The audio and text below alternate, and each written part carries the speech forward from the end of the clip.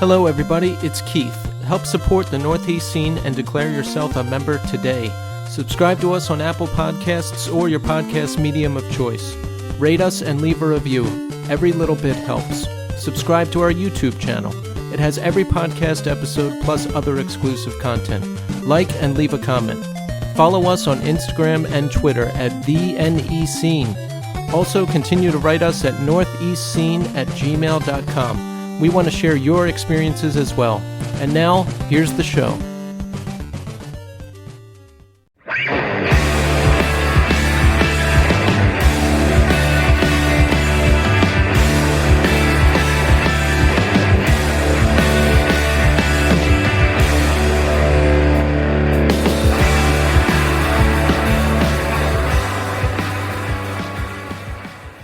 Hello, everybody, and welcome to the Northeast Scene Podcast. This is Keith. And Tommy. And we're back, coming to you live on Labor Day Monday, because there are no days off at the Northeast Scene Podcast.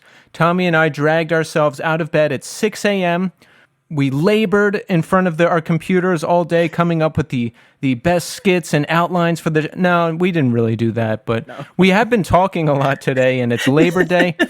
And you know what? There are no days off for us. We're here no matter what. You've heard us say this before, right, Tommy? Yeah. No, it's really like, it's funny because every week when I go to export the Audacity, like I always go, what episode is this? And I look at the last week's one that's still saved on my desktop.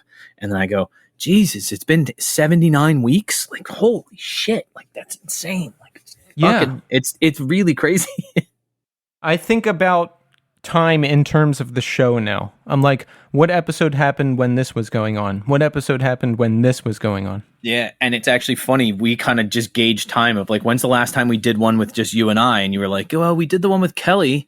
That's like a you and I episode. And I was like, when was that? That was like beginning of summer. And you went back and looked at it and you were like, it was May. I'm like, holy shit.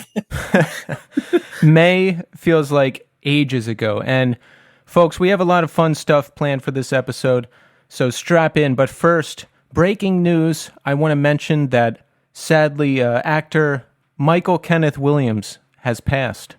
And Tommy, that is the gentleman who played Omar in The Wire. Yeah, Omar Littles. Goddamn. Yeah, dead of a suspected overdose. That is really sad. And it really makes me think the drug game is just crazy these days. You read about fentanyl every day. I'm reading about people overdosing on fentanyl-laced Coke. Even Coke isn't safe. Wait, they put it in Coke too? Yeah. Isn't that the opposite effect that you want from Coke? Yes, but it's so cheap. See, cocaine and heroin come from plants that you have to harvest, and there's a whole process to break it down to get the drugs. Yeah. Fentanyl is a synthetic, lab-created element. It's cheaper to produce, it's quicker to produce, so it just ends up in everything. So they can make it in bulk, and they can use it to cut other things in order to... Okay. Exactly. Right. Fair enough. So, and these dealers that it gets down to, they don't know what they're doing, they don't know what they're mixing, there's no science to it. When I ended my days with drugs, I hadn't even really heard of fentanyl. The only way I had heard of fentanyl is fentanyl lollipops or the patches, right? There was no, like, you could buy a bag and do it and die. There was that element, but not like it is now, where it's literally a game of Russian roulette. You know, if you do it, you could very well die. And I'm just glad I got out when I did, because, you know, it was right in the nick of time, right when all that stuff was starting up. And it's just really sad that we're losing so many people, and that it's so easy for it to happen. I actually was talking to somebody, a mutual friend of ours that is involved in clinical recovery. And he was saying that was one of the things that was the scariest thing right now is that carfentanil. And carfentanil is, I think it's 10,000 times more potent than morphine and 100 times more potent than fentanyl. And it's like, you know, people don't understand dosages when you're talking about literally like micrograms. Like it's not a milligram dosage. Like this is like insanely small amounts of it can wreak havoc on your respiratory ability. Like you go into respiratory suppression like almost instantly. It's really, really scary. So rest in peace, Michael Kenneth Williams, excellent actor, even beyond The Wire. He had a small part in The Road, that movie that was memorable. What else was he in? Boardwalk Empire. Man, huge loss. Huge loss. Very sad. You know he lives in my neighborhood? I did not know that. Neither did I, until I read that article today. That's crazy. Hard to imagine that we don't run in the same circles, Tommy. Yeah, I guess. So how are you doing? What's going on? We got the long weekend here, the weather's changing. I mean, what's going on with you? Not much. Getting back into the swing of this last week was our first full week of school, like where everybody was in from 7:30 until 3:30. The full days seemed to be really great for the kids. They were actually like at the end of the day, they were like, "Oh my gosh, I wish we had full days all the time," because we started off school with half days, and they were like, "Ugh!" Like the whole time they're in there, they're just watching the clock. But if they're in regular full classes and they're moving from class to class, they're going to lunch, they're going to gym, like they're engaged in music class, like their day goes by so much faster, which makes it so much easier to teach when the kids are like happy and kids are like excited to be back in a classroom. Makes it a lot more fun. But how are you, the person, doing? Great. Do you stress at night? Do you think about the future? Do you worry about impending climate doom? I want to know about the psyche of Tommy. No. I think my biggest worry right now is I looked up something the other day about how many words a kid should have by age 2. And my youngest daughter's about to be 2 in less than a month. And she's like 20 words behind. And I was like, oh, shit. Should we be doing something more? Like, that's like what that kept me up on Saturday night, because I showed it to Kelly. We talked about it. And she's like, well, she's already in speech. She goes to like daycare. She's going to be around. The problem, I think, is a lot of it is she's just been around us. Now that Kelly's back in work and the baby's in daycare, I think because she's going to be socializing a lot more, she's going to have to be a little bit more articulate, kind of to get what she wants and kind of make her way throughout the day. But yeah, that worried me a little bit. But other than that, I finally have my new car. Well, new to me car. The Jeep? Or I'm sorry, the Subaru? Yeah, it's a Subaru. Yeah. So Does it have air conditioning? It does. Yeah, it's cold. We already covered that before. It's cold as shit. It blows super cold. You know what did worry me the other day, though, was we had that really bad hurricane that came through, Ida. Yes, I want to talk about that, too. Now, it's crazy. I think I only ever heard of one tornado hitting our hometown of Bucks County, Pennsylvania, ever growing up. And I'm talking from 1982 until, I don't know, my early 20s when I moved out. And it seems to be a monthly occurrence now. Yeah. Tornadoes just ravaging Bucks County, which is crazy. So, Tommy, what did you see? What did you experience? Were you okay? We were totally fine. My daughters actually had off of school. There was a significant amount of lower Bucks County that got really, really hit hard.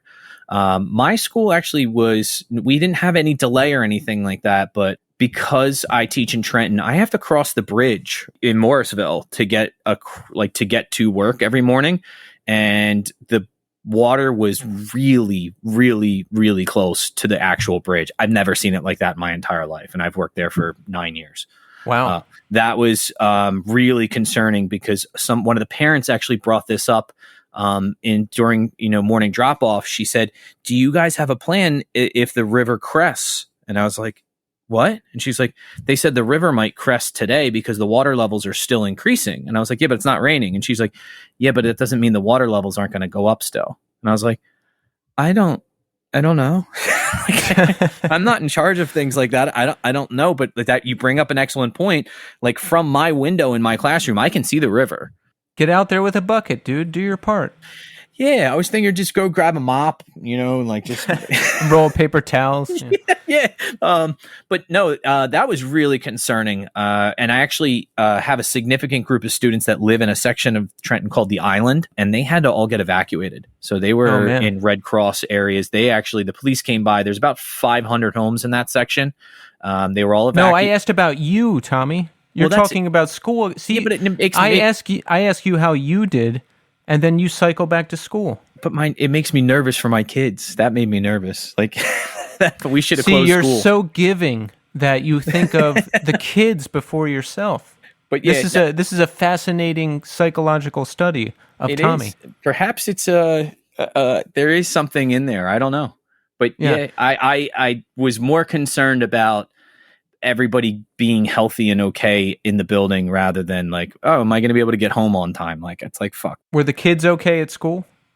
Yes, as far as I know, we did have a significant amount of absences. I'm sure we'll find a little bit out more when we get in tomorrow. But yeah, it seemed like everybody was okay. I know there was a lot of outreach things that were available, Red Cross, food pantries and stuff like that. Kids were able to get food, get clean clothes. But I think the waters receded significantly in those areas, so those people are actually back in their homes. The problem is now you're going to have to deal with the aftermath of the severe flooding. But What about in Bucks County? Anything going around near your house? we didn't have anything really that bad other than it was a torrential downpour. I mean, Keith, it was the better part of 6 or 7 hours. It was raining so hard. I went outside to peek outside, and it was the hardest rain I've ever seen. Yeah, it actually, when people say like the rain was coming down in sheets, Yeah. when I could see like out front of my house where the street light is, you could literally see it looked like a wall of water, like like 3-foot sections of it just sweeping across the road. Intense. Really no thunder and lightning, no tornadoes again this time that were near us. There was a bunch in Jersey. And there were some in Bucks County that touched down, but nothing caused like significant damage except for a couple places, I think in Burlington and maybe Bristol. Could you believe that 676 in Center City, Philadelphia was just a canal? Like, it was just filled with water. Did you see that kid on the doing backflips off the overpass? No, but I saw someone in a raft, I think, or a kayak. Yeah, that kid, you need a tetanus shot. You need that was that was 100% sewage runoff. Like, there's no way. Like, there was poop in that water. And yeah, same thing here in New York. People lounging in it, and I was like, dude, come on. And I got lucky because I live in a garden level apartment, so it's a step down. Yeah. I have to like duck down to get into my apartment because it's low and I'm very tall. Yeah. So nothing happened though. I guess I'm in an okay area because there was no flooding, there was no problems, there was no leakage. But Tommy, I'm sure you saw a lot of the crazy videos coming out of New York City, like water just shooting into subway stations, and I think part of Park Slope in Brooklyn was just underwater. It was crazy. So I feel extremely grateful that I did not have any major issues. Yeah, same here. I was just we were lucky that everything that happened, we, stayed safe and relatively we had a little bit of water in the basement, but nothing big, like really nothing big. It was awesome. Like, we had really, I think my biggest thing was the girls kept getting really concerned because they saw the water get over top of the curb out front, and they had never seen that before. Like, the whole street was flooded, and it was over the curb, and they were like, is it going to come up to the house? And I'm like, no. In my head, I'm going, maybe. Fuck, I don't know. You have to say no, though. I mean, oh, of course. You always, with it, especially someone that's 7 years old, when they're looking at you and they think you have all the answers, you must have all the answers, whether you do or not. Like, you really have to pretend like, no, this is going to be okay. Like, in back of your head, you're going, I'm preparing for the worst and hoping for the best. Like, that's all I can do. Yeah. And Tommy and I were in touch during this whole thing. I wanted to make sure he was okay, and he wanted to make sure I was okay because we were both getting hit with tornado warnings and flash flood warnings and all this stuff. And Tommy tells me that he's like, we have to evacuate downstairs to the basement because, there's tornado warnings. And video game addict that I am, the first thing I think is, I wonder if Tommy brought the video game system down there. Your first text was, did you bring the Raspberry Pi? And I'm like, Keith, if there's a tornado, there's no power. But while you're waiting for the tornado to hit, you could have some fun. No, we played Candyland, and we played, Essie really likes this fishing game that we have. So she played their fishing game, and we talked about colors, and that was about it. It was really fun. It was just like a nice, okay, let's go down to the basement. And the girls are like, they're blissfully unaware, but they're slowly starting to get like, oh, we're not in the basement because it's fun. Like, this is they told us to come down here. Yeah, this is like Little House on the Prairie stuff that we're doing now. I actually I saw someone that I went to high school with. Actually, we've mentioned him on the podcast before. Matt Canning. He played guitar for Shai Hulud for a brief period of time. He went to high school with me. He was actually out in his backyard. I believe he lives over in like the Horsham kind of area. His wife said, come on in. There's a tornado warning, and he ignored it. And she said, come on in. Like 3 times she warned him, and he finally was like, okay, fine, I'll come in. And a tornado ripped through his backyard. The pictures were astonishing, like huge, like old growth trees, things that are 50, 60 years old and they're intensely high, just ripped out from the roots. It was really like, holy shit. And his thing was like, moral of the story is listen to your spouse or significant other. Yeah. So wait, his backyard got hit and not the house? Yeah. So man, he's lucky. Yeah, he has. It looks like from the pictures, he has a pretty large. His property is pretty big. So it was the back part of his house. So looked like about a full acre away from where he actually lives. So, well, we did it. We survived, Tommy. And you sound like you're doing well. I'm doing okay. There's stuff going on. I really wish I could talk about it, but I can't because it involves other people's private business. Yeah. And I just can't do it. I apologize to you, the audience, but there's all kinds of drama going on, and I'm really sick of it, but I'm taking additional steps to remove myself from it. What do you think of that, Tommy? I think that's an insanely mature thing to do. And yes. I think Keith of 7 years ago would not have made that same choice. Well, I didn't make all the right choices. I'll tell you after the show. Okay. Yeah. But I'm very proud of you because I know, especially when you get emotional about things, it's hard not to react in a way. Yeah. Where you like, what's that word I'm looking at? Visceral. Like you have that instantaneous, like, this is how I want to respond.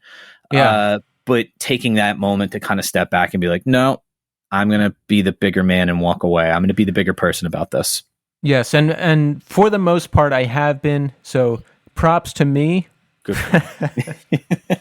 Someone has to give it to me. If it's just me and Tommy, then I'll take it. But let's see, what else is going on? Oh, we got some new music now. Now, Tommy, there's been a lot of talk of the new Deafheaven album, Infinite Granite. Now they switched to like they pretty much totally switched to a shoegaze sound. Yeah. And the old me came out when I first heard about this, and I was like, oh, like why? You know what I mean? That, like we've talked about this on the show, like when we were young and a band switched their sound, I'd be like, oh, why are they doing that? So that was my initial reaction. But then that went away, and I thought about it. It's actually a brilliant move because, they hit big with Sunbather, which was like a black metal, emo, post-hardcore. There's a lot of different elements in that thing. It hit big. Yeah. It started this whole second wave of post-black metal bands. And they did that. They did another heavy album, which was more refined, New Bermuda. And then they had the third album, the name of which I forget. And it's all pretty heavy. It's all, in the realm of heavier music. It's a progression. Each album progresses. So they did it, Tommy. They did that sound. And now it's time to move on to the next thing. So I think this is a very smart way to progress the band. And because a lot of, the reason it shook me when I was younger is because the band hits, right? And then their very next album is a rock album. Yeah. They're like, all right, we tried the heavy thing. This is it. We're a rock album now. It doesn't give us time to process it. It doesn't give us time to adjust. Deafheaven have spent the last, 6-7 years doing the other thing. Yeah. So now it's time to move on. And I've listened to the album and I love it. It's great. It's good. I mean, the single is really, really good. And I think like people that aren't into heavy music would hear that and go, this is great. It has almost like a kind of like nothing kind of feel. Like it's shoegazy. I can understand the fucking words. Like that's, but I'm always kind of, I don't know that band's like kind of ethos, but like I'm pretty sure they, their entire catalog up until this point. So it's like what Sunbather, New Bermuda, and Ordinary Corrupt, I think, right? Ordinary Corrupt, Human Love. Yes. Yeah. So people that are big fans of that, I'm sure they'll play some of those songs, but could you imagine being one of those fans that's like, I love this band, they sound great, and you've only heard the new album, and then they go and they play fucking Sunbather, and you're like, what the fuck is this? Like, That would be so sick. that immediate shock of look on people's faces of like, he is just squealing, like it's just like a squeal at this point. Like that is full on black metal vocals. Like It's very harsh. but that's the thing is like that's what kind of drew me to them in the first place, is like they have that ability to walk the line between, there's like parts that are extraordinarily harsh, but they're able to do things like that are just so beautiful and very post-hardcore, post rock, and they mix those elements in a very smart way that is thoughtful, but at the same time definitely hits that kind of like that urge I have for heavy music. But then it has that other part that's like, wow, that part is just gorgeous. Like It's the perfect combo. It's like a musical speedball. Yeah. I love it.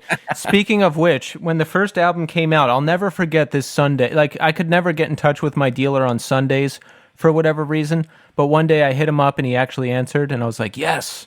And I got really high and listened to Dream House, the first song on Sunbather, like 16 times in a row. It's a really happy memory that I have. And that's like an 8-minute song. They definitely follow that format of like staying in true with what black metal songs aren't short. Like for the most part, they're real. Like if you listen to an Emperor song is 8.5, 9 minutes long, right? But like, yeah, Dream House, Sunbather. There's another. It's funny song. because heavy duty black metal heads really don't like those type of bands like Deafheaven. Oh, because it's not true. It's not true. Yeah, it's not true black metal. It's like the crossover stuff. They hate it. But congrats to the boys on the new album. I dig it. I like what they're doing. And another new album, Tommy, that everybody is talking about, Turnstile, Glow On. Now, I'll be honest, I haven't listened to a ton of this band up until Glow On, but there's so much talk of Glow On. I listened to it. It's good. You know what? When a band can just write a good song, you know what I'm talking about? And I'm talking about song structure. Like, it's just a well-pieced together song. You know what they're trying to do. You know where it's going. You can really hear that on this album, and I love that because so many times you listen to music and you're like, the fuck is this? Like, where are they going? What is this part? Where did this part come? Like, I can really appreciate good song structure, and this Turnstile album has it. It kind of reminded me of Refused, Shape of Punk to Come. Yep. I guess that's probably the most mainstream hardcore album there is, so that kind of sets the template. Yeah. So I got some elements of that, but I like it.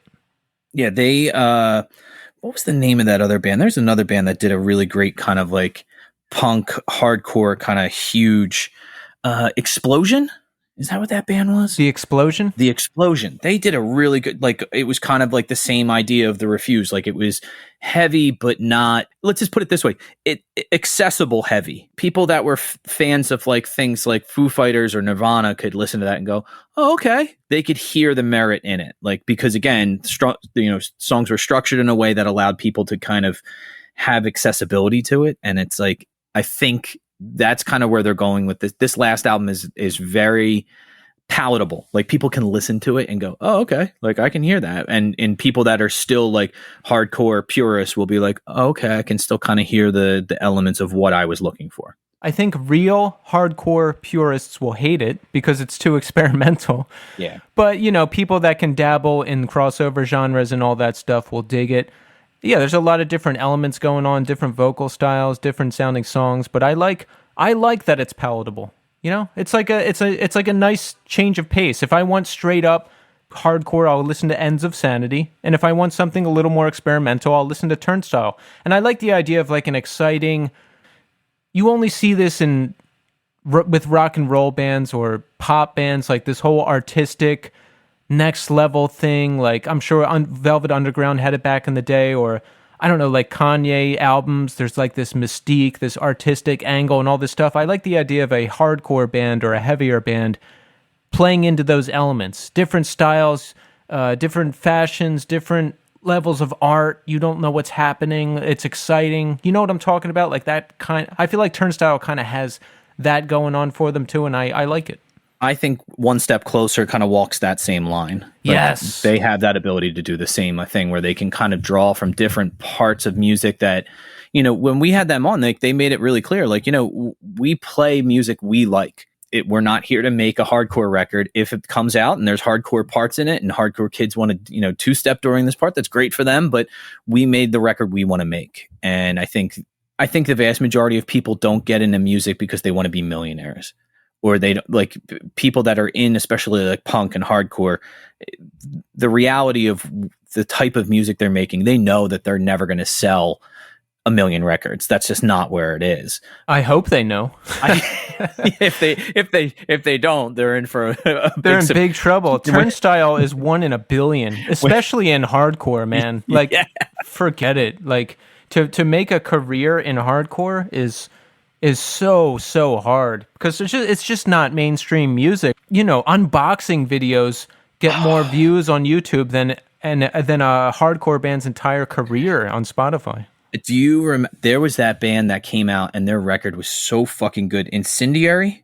Yes. And I was like, oh my God, this is gonna hit. This is gonna fucking it had that almost Rage Against Machine kind of sound. Yeah, it's like a shouty kind of hip hop groovy thing. It's so good. Yeah, and it was like, oh my word! I don't know what to do about that. This is going to be huge. And 9 months later, it was gone. They're still the music industry is shut down. But the hype around that album. For me at least, it was like, this is going to be the next big band, and then it was like, oh, okay. I guess they're big, but they're not I thought they were going to be I thought they were going to get picked up by other bands and be out on tour with dude, they just had to cancel a gig with Knocked Loose. Again, though, but that's Knocked Loose. The Knocked Loose fans are nuts, and they will buy everything that Knocked Loose puts out. But you play Knocked Loose for my mother, and she's gonna go, "What the fuck is this?"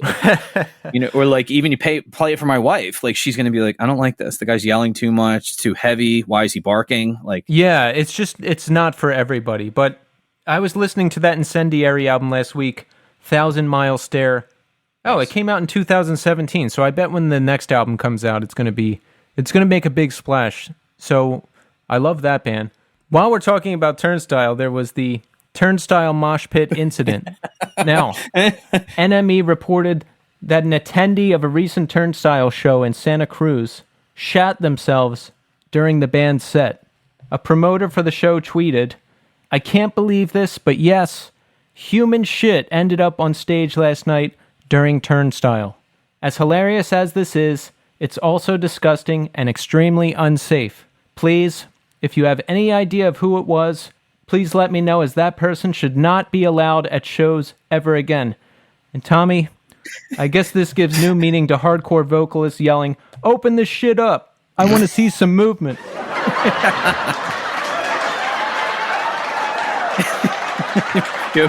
So I just picture someone somewhere being like, "Yo, let's go see," and they're like, "Oh, I can't. Why? I was the dude that pooped at Turnstile, so I'm not allowed in anymore." Somebody ratted me out. I pooped in my pants, and now I'm not allowed to go anywhere. now I can't see my favorite bands. Imagine being that guy. Imagine carrying that burden for the rest of your life, hiding that, going to shows, pulling your hoodie down in shame, eyes darting left to right, wondering, when are they going to find out? When are they going to figure out that it's me? There was a kid that pooped their pants in grade school at my grade school, and to this day, I remember that kid's name. If I ever see that person somewhere, the first thought that will come into my mind is, "You pooped your pants at gym." That's what that's going to be my immediate. They could be a doctor. They're like, "Hey, I went to medical school and actually I'm working on a cure for pancreatic cancer." Oh, phenomenal. Remember that time you shit your pants? That fucking... Yeah, he's never going to get past that, sadly. Well, what else is going on? Not much. I mean, I'm really excited just the fact that we are starting school again and we didn't have to close down. That was huge for me. I like going out, and I went to Costco last weekend. And wait, you went where? To Costco. Yeah, And didn't you buy new clothes? I got a new flannel shirt, What size are you? a large. Well, it depends. Either large or extra large. It depends on the fit. Like, but Yeah, the because flannel shirt I got was I have this. It might be a size large flannel from H&M. I bought it, but I'm never gonna wear it. I went through this one quick phase where I was not gonna wear black anymore, and I bought a gray sweater and this green and black flannel, but I'm never gonna wear it. Maybe it still has the tag on it. I never even took it off the hanger. Maybe it'll fit you. We'll see what's up. next time we are together, bring it because I will probably. I don't even care. Like if it fits enough for me to put it on. Like I wear them when I go to the skate park because I'll just wear like a thermal shirt and Yeah. then I put the flannel over top of that to kind of like just give me an extra layer because I mean I fall a lot and it's Well, like tell me what you did at Costco. Now, keep in mind, we did tell this story in the last episode, so if it's a repeat, we got to move on. oh yeah no, it's a repeat. All right. This is the same thing I was going to say. I Audience, you're welcome. You can send me stipends to Keith Blank.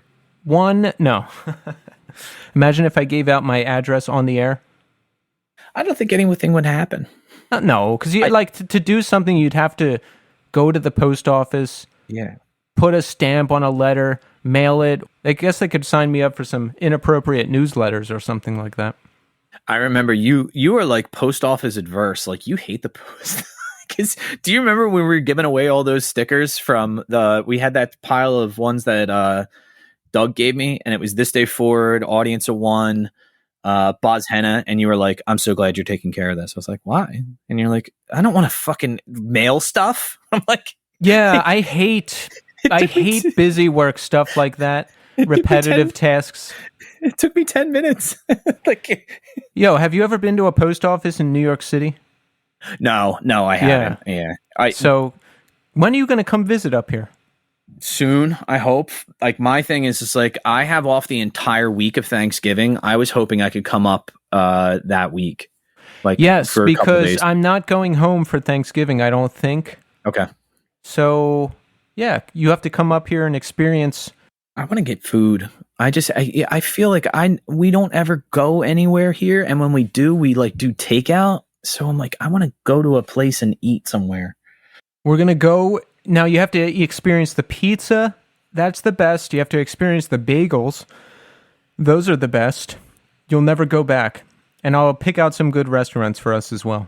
I would love that. I want to try. There's a person I work with that is really into trying all different kinds of food, and she said she tried Vietnamese food over the summer, and she was like, it's the most, not the best food she's ever had, but she was like, it's the most interesting flavor combinations, and she was like, I've never had a dining experience like that, and I was like, I want to try that. I want to try Vietnamese food.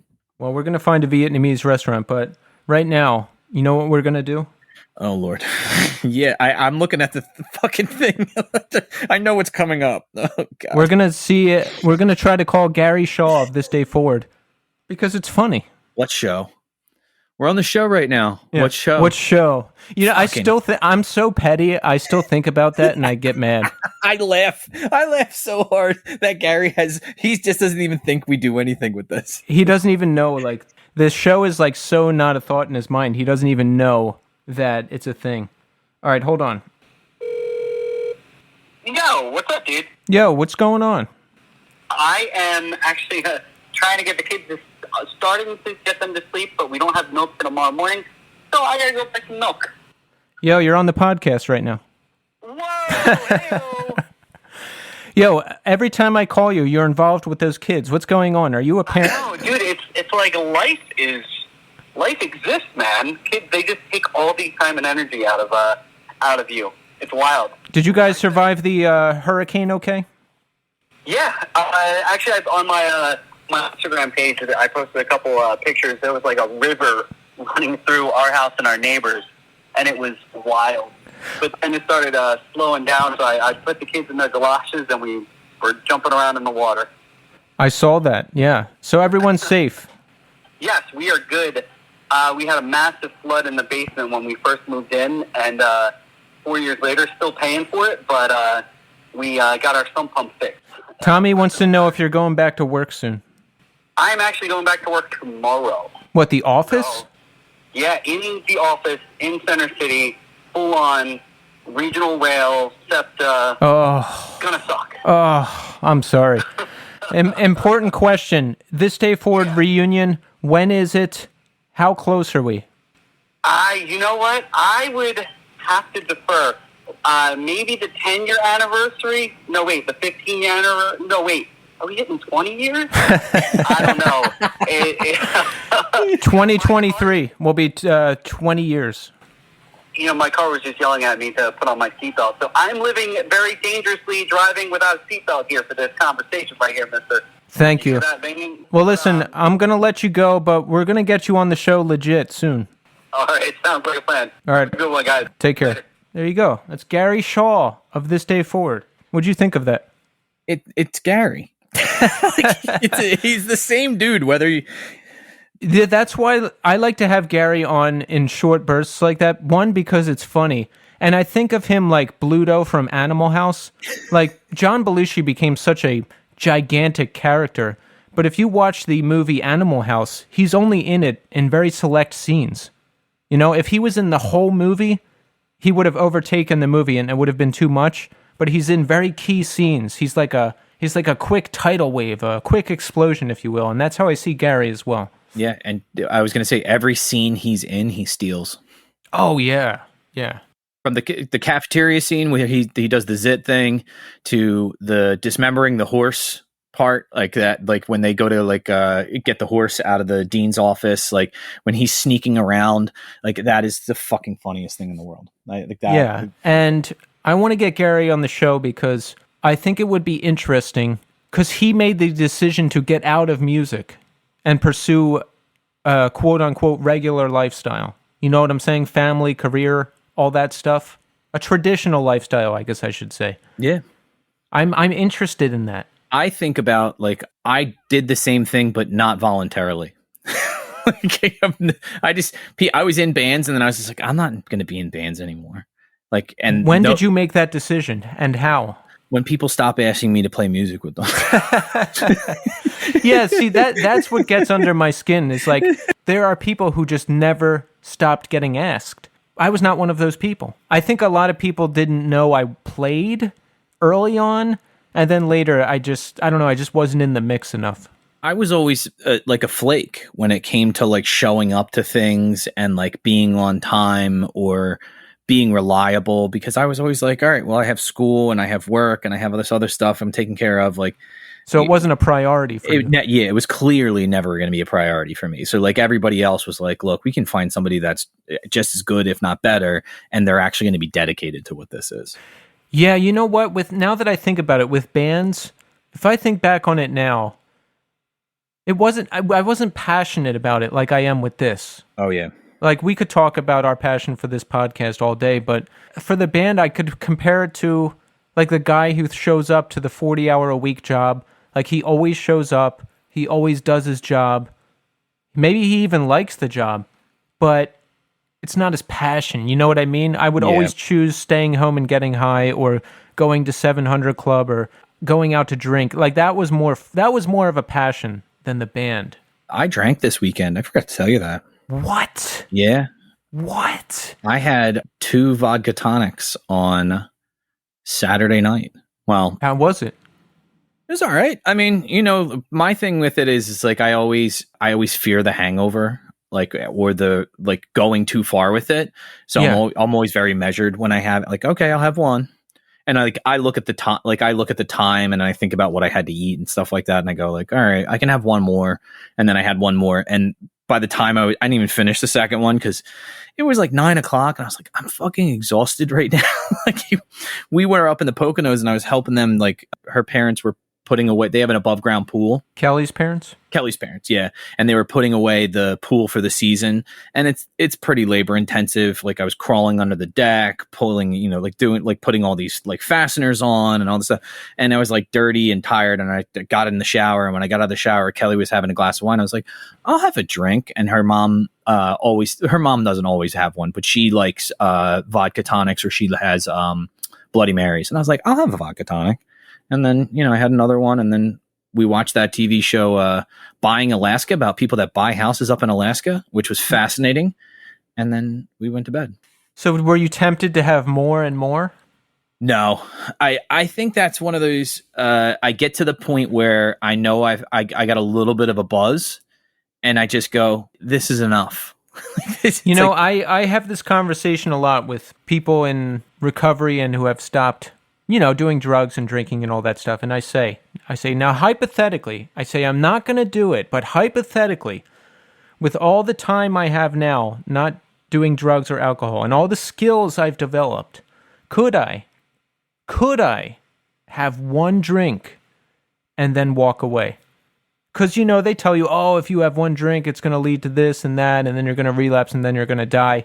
And I respect all that, and I don't want to test it to find out. But hypothetically, Tommy, with all the skills and clean time and all that stuff that I have now and everything I have learned, could I hypothetically have one drink, and if I stop at one, just walk away?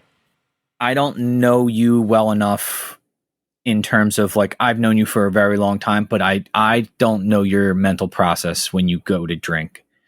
And I think there's a lot of times we spent as kids and as young adults drinking, not as a pastime, but drinking to get drunk. Oh yeah. Why else would you? I think that immediate temptation of you know what I mean? It begins. Yeah, that it would that's what I'm afraid of. That's why I won't do it. I can't take the risk. I think that's a very healthy fear to have. And I think that tempers you in a way that allows you to take a step back and go it's not, one drink isn't worth it. I had one drink on what was a Saturday night and I was like, okay, well, I'm not really buzzed. So I had a second one. And as soon as I kind of felt that buzz, I was like, all right, this is cool. And then I walk away from it because you can't go too deep. No. And then I end up my thing was when I was drinking, I would drink to excess, not every day, but when I would drink, it was too much. And then the whole next day, and sometimes 2 days after that, I just felt like trash. My stomach hurt. I had headaches on and off. I constantly felt like I was nauseous. It was just it was not worth the 4 hours of feeling slightly buzzed or slightly drunk. Wasn't worth the 48 hours of just anguish. Yeah, I hear you. And, I've been really tempted to relapse on Juul. Well, I told you I relapsed. But I'm not going to do it because, again, I'm oh, just do it once. But I dabbled before. When I picked it up again in 2019, I dabbled, and then I developed a full-blown habit that ended with me picking pods out of the trash can and smoking them. So I don't want to do that again. And every time I'm oh, I'm just going to do it. I'm just going to go buy one and do it. And I always play the tape out, and I visualize myself in front of the computer on a work call. The camera's off, and I'm hitting this thing. And then, the work call is over, and I have to go lay down in bed because I smoke too much and I don't feel good. And I'm no, I'm not going to do that. That's why I stopped in the first place. Well, I was going to say, it just with your, and this has just been my experience, with your mentality around substances, you always find a way to make it overindulgent. There's no oh, I'm going to use this and have a puff now and then, when I feel a little stressed out, or this is a great kind of, I just sat through a 2-hour conference call. I'm going to punctuate the end of this with a couple hits and then I'm going to walk away from it. You're all right, if you plug it out and plug it right back in, it hits when you first start it. And if you take 3 of them in a row, you get dizzy and it feels awesome for 10 seconds. You know what I mean? That's, I think. I find a way to ruin it. Yeah. I find a way to enhance it, which is not good. You find a way to go overboard. And yes, that's my specialty. Yeah. Yeah. But I think you having that healthy fear of I don't want to get into that habit again, and recognizing that is enough for you to be all right, I'm going to step away. But I would that after that, we had that discussion on that Monday night. I was I knew I wasn't going to go to sleep in a good way that night. I was going to be up and tossing and turning. And I know that when I do have that, I'll hit it 2 or 3 times, like while I'm watching The Simpsons, and I put it on the nightstand, and then maybe once or twice more while the episode's happening, and then I just put it in my nightstand and go to bed. And it was, but well, like, you have self-control. Congrats. but yeah, I think that you recognizing that you don't have that self-control is huge. Like being able to like, the thing that makes me think I have some self-control now is because I'm looking at it right now. I got a bottle of Joe Tea half and half on my desk. I have a couple in my fridge. I drink one a week. yeah. That's it. But half and half iced tea lemonade is different from alcohol or Juul or any of the other things that I like way too much. Yeah, they're wildly different. Well, we're winding down to the end of the show, so I have a special segment planned for you, Tommy. This is part 2 of our YouTube comments segment. So strap in, Tommy. You got it. If you remember the last time we both cried, this is when we play music from YouTube videos that we like and read really sad comments that are in the comments section, because I've noticed that the YouTube comments section becomes sort of a communal therapy space for folks who maybe don't have an outlet otherwise. So, Tommy, I've selected a few more songs that I go back to that will hopefully not get flagged by the YouTube algorithm, and I'm going to play the song and read some comments. Are you ready for this? Yeah, let's go. All right, I'm going to start out with a pretty easy one. You know, this isn't going to be too emotionally burdensome, so here we go. All right, you recognize this, huh? No. No? It's a good song. All right, it's still going. All right, you might recognize it when this next part kicks in, but probably not. Here we go. This is where it gets real. Anything yet? No. Okay, this is the ending music for Super Mario Brothers 2. Okay. I never beat Yeah. Super Mario 2. Well, you should. And here's a comment someone left. This ending always made me feel sad as a kid because I always thought, what if my whole life, my whole world, was just a dream? And to this day, it still does. Watching my brother beat this game was one of my defining moments of childhood. I know the whole "it was all a dream" is a classic cop-out, but at the time it broke my heart. Mario and his friends never went on this adventure, and Mario won't even remember it when he wakes up. It filled me with sense of bittersweetness I never experienced before then. It was like the end of Empire Strikes Back for me. I'll always remember. Oh man, I just got I just started welling up reading that. Really? Yes. I got nothing with that one. Wow. This is a very powerful segment. I get the idea of it is the first time in your childhood when you experience something that is not devastating, but something that kind of flips your perspective on like, oh, this is not only is this not real, but Mario's going to wake up from this and not remember any of it. Like that's heavy. That's heavy. And Yeah. especially as, you know, a 7 or 8 year old coming to that, you know, like my daughters had that thing the other day where we were reading about the solar system for one of their books for the summer. And they were like, you know, one of the things was like a throwaway line. And we've gone over this before, but they found the sun's going to burn out eventually. That's a meme going around. The meme says, me reading a science book in 5th grade, the sun's going to burn out in 1,000,000 years. And then it shows a picture of a kid like freaking out. It's like, no, that's so far away. Yeah. Like I have the task of trying to explain that to them because whenever they have something really heavy, like Kelly looks at me and kind of shrugs her shoulders. Like, I don't know the science behind this. You have to explain it. I'm like, well, think about it like this. Like if you have kids, and those kids have kids, and those kids have kids, at most, it's probably only going to be like 130, 140 years from now, like when those kids will be alive. So, you got another 4 billion years to go. So, Well, at the end of Mario 2, Mario is asleep, and it turns out the whole game was a dream. Did you know that, Tommy? I did not. I never beat Mario. I beat 1 and 3. Well, I recommend playing through 2. It's very good. I really don't like 2. Tommy, I know. What am I going to do with you? All right, next song. Are you ready for this? Go. All right, you're going to recognize this one. Oh, Lord. Yeah. Yes. What is it, Tommy? Zelda. Yes. The Legend of Zelda, the original for NES. Yeah. Classic. I bought this on eBay. I think I mentioned it on the show. Original cartridge. I fired it up in my NES, and seeing that waterfall again for the first time in 20 plus years blew my mind, Tommy. I beat the first quest. I'm working on the second one right now. It's a beautiful game. It really is. It's one of a kind. It's just the level of exploration and the way the world is mapped out. There's nothing like it. This came out in 1987. Jesus. That level of innovation for that year is just crazy on the NES. And here's a comment, Tommy, that someone left. This game was made 7 years before I was born, and it still makes me cry tears of joy every time I hear this song. The nostalgia is real. I'm piss poor broke and have been a homeless addict, but have never sold any of my video games. Keep the good memories alive. Sometimes nostalgia is all we have to keep us going. Woof. Wow. Here's another one.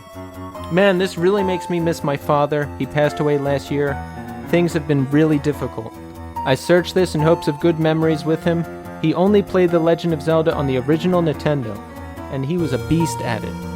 The last time he played, he beat the game in 2 hours, just to see if he could. Wow. Okay, here's one more. My grandmother passed away last year. Her name was Zelda. On her deathbed, she asked for this song to be played at her funeral. One day when I visited her, I was surprised to see my NES there, and Grandma was listening to the title theme. Her tombstone has the Triforce engraved on it. I miss you, Gram. Aw, that's really sweet. I love this stuff. I really do like that we attach these memories to these things that are like, they're literally computer programs, but I think there's something we associate our innocence of childhood, like the time before you knew death was real, the time you knew before the loss of a parent, the time like you recognize that you existed and that song existed in a time and place that you can never get back to. When did things change for you?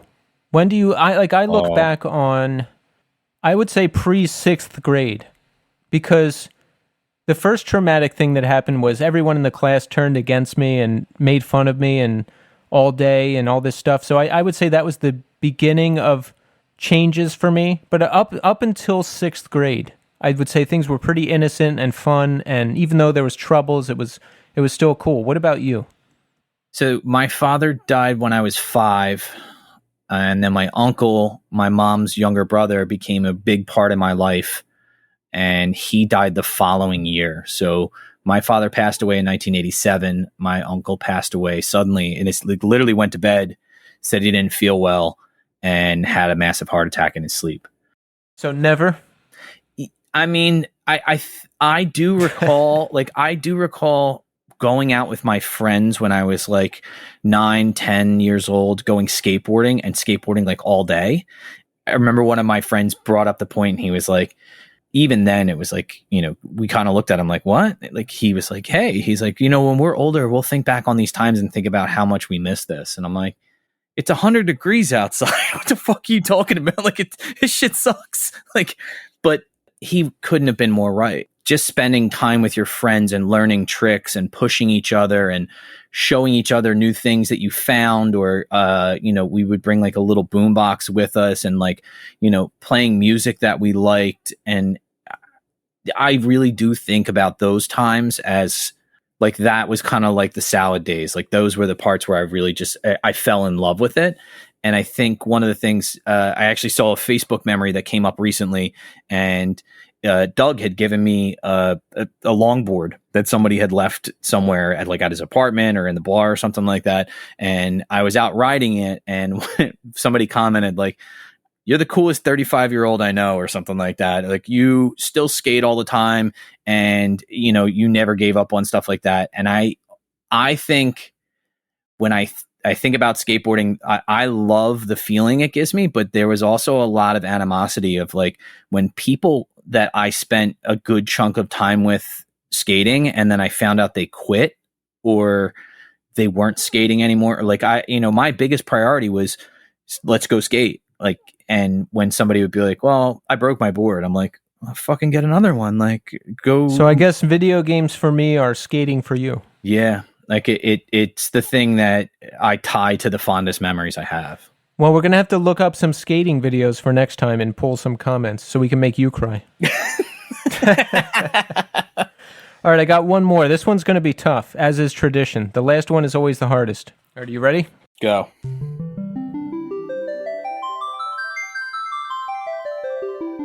You recognize this? Huh? Is this I know you don't. Bubble Bobble? No. It's Final Fantasy VII. Oh yeah, I don't know any of The original. The intro music. Do you have this on your Raspberry Pi?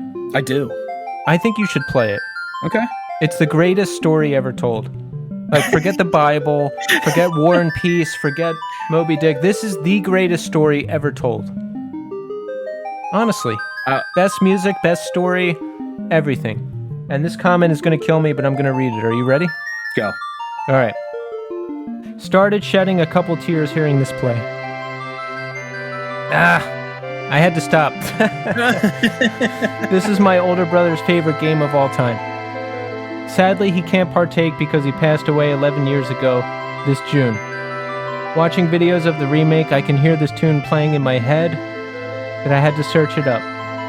When he passed, his girlfriend at the time passed along his PSP. That's the handheld PlayStation thing. Oh, yeah. I loaded up his saved game files to see where he was at, and he had it saved more than a couple times, with everything maxed out. I love you, Ruben. I'm sure you'll be watching the storyline play out through others as they enjoy it themselves. Oof.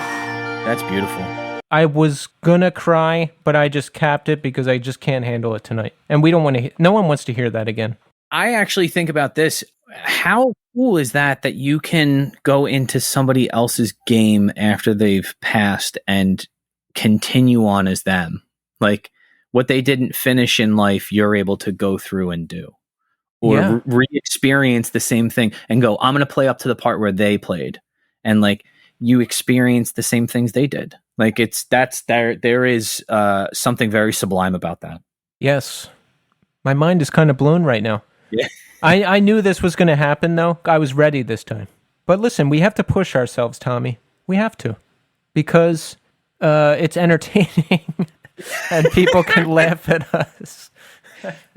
I'll get some skate video ones that I'll look up and I'll find because yeah, I want to torture you too. Yeah, and I already have one in my head. I know is going to get me upset. So we're going to do that in a couple months, folks. So get ready. So listen, before we conclude, we just want to get some show business out of the way. And look, I'm going to keep reminding you until you give us what we want. So follow us on Instagram. We got a lot of new followers today. Thank you. The NE Scene. Follow us on Twitter. We could use a lot more followers there. Also, the NE Scene. Those are the two platforms that we're on. That's where you can communicate with us. So check it out. YouTube. We finally crossed the 200 subscribers mark, Tommy. Here we go. We're up to 201. We want to get over 1,000 so we can monetize our voices. We are shameless. And we want to break even on the amount of money we spend on the podcast. That would be nice. Yeah. I mean, especially for Tommy, because as you know, I constantly think about ways that I can save money. Sometimes before you sign on, I just play that so I can feel like you're here.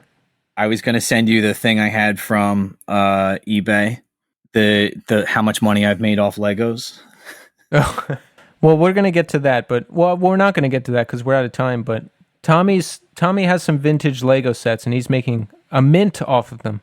It's well over 1,000 at this point. Oh man, where'd you get those? Your mom's house? Yeah, my mom's basement. My mom had 4 sets down there. Yeah. Well, remind me to talk about that next week. You got it. Where was I? Oh, yeah, YouTube. Subscribe to us, The Northeast Scene. We put every podcast episode up there.